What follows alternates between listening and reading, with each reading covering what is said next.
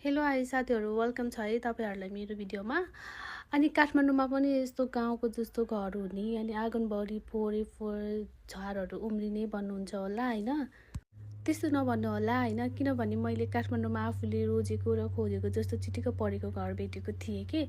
अनि मलाई चाहिँ पहिलोचोटि यो घर देख्दा कस्तो मन परेको थियो। पहिला चाहिँ यो आँगनमा पुरै दुबै दुबो कस्तो राम्रो दुबोहरू फुलहरू थियो कि।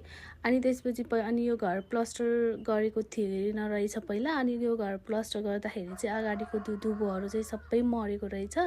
अनि फेरि मैले पनि गाउँ जानुभन्दा अगाडि दुबोहरू रोपेर टन्न गएको थिएँ। अनि दुबोहरू रोप्दा त पुरै झारहरू उम्रेको रहेछ कि।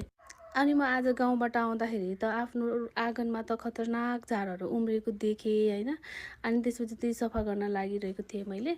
अनि मैले पोहोर साल मात्रै यो खोर्सानीको बोट रोपेको थिएँ। अनि कस्तो धेरै फलेको रहेछ कि।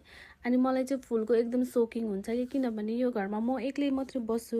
दुईवटा कोठाको हो घर चाहिँ, सानो छाप्रो जस्तो भनौँ न। अनि मैले चाहिँ यो फुलहरू टन्नै मैले आफैले रोपेको हो। अनि झारहरू हेर्नु कति धेरै उम्रेको। म 15 दिन गाउँमा गएर आउँदाखेरि चाहिँ खतरनाक खतरनाक डेन्जर झारहरू उम्रेको रहेछ कि।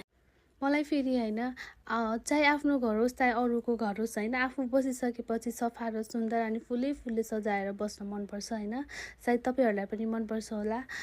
चाहे घरमा होस् चाहे रुममा होस् होइन, आफू नबसिसकेपछि कस्तो फोहोर फोहोर जस्तो लाग्ने कि। अनि तिउरी फुलहरू कस्तो राम्रो राम्रो उम्रेर आएको रहेछ। यो चाहिँ कस्तो राम्रो गुलाब जस्तै फुल्ने तिउरी फुल हो। अनि मैले चाहिँ झाडु उकाउँदै थिएँ, पानी परिहाल्यो। अनि अर्को दिन चाहिँ यो गुलाबको बोटमा चाहिँ कस्तो राम्रो फुलहरू फुलिरहेको रहेछ कि। अनि यो चाहिँ हाँगा निहुरेको भएर चाहिँ मैले यसलाई सहाराको